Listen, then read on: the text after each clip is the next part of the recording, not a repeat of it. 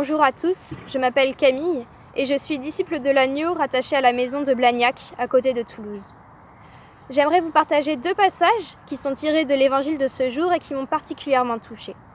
Alors certes, l'évangile d'aujourd'hui, il est très connu, on a eu l'occasion de l'écouter de nombreuses fois, mais pourtant, en le lisant particulièrement, en le lisant très attentivement, j'ai découvert 2 passages, 2 phrases qui me touchent particulièrement et que je trouve important à vous partager.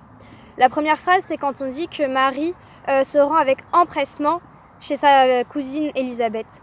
Ce terme avec empressement, ça montre sa hâte, ça montre son envie d'aller visiter sa cousine.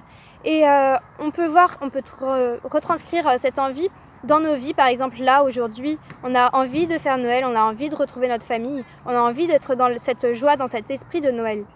Mais pourtant, il y a de nombreux moments où on n'est pas dans cette envie. Par exemple, on n'a pas cette hâte quand il faut aller visiter peut-être les plus pauvres, aller rendre un service aux plus pauvres.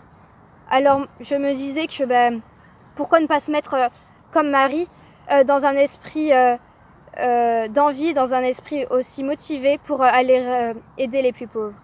Le deuxième passage, c'est quand Élisabeth, la cousine de Marie, lui dit « D'où se vient que la mère de mon sauveur vienne jusqu'à moi ?» Ce terme « vienne jusqu'à moi », ça montre vraiment que Marie, malgré nos péchés, malgré nos difficultés, malgré tout ce qu'on a pu faire, elle sera toujours vers nous. Et c'est pas nous qui avons besoin de faire le premier pas, mais c'est vraiment elle qui va venir jusqu'à nous. Et par elle, c'est le Seigneur qui va venir jusqu'à nous et il nous reste juste à l'accueillir. Alors voilà, moi ce que je vous conseille, c'est d'aller aussi avec envie, d'aller avec hâte aider nos plus pauvres et puis de laisser le Seigneur venir à nous, de laisser Marie, de l'accueillir parce qu'elle vient jusqu'à nous. Voilà, merci beaucoup, bonne journée.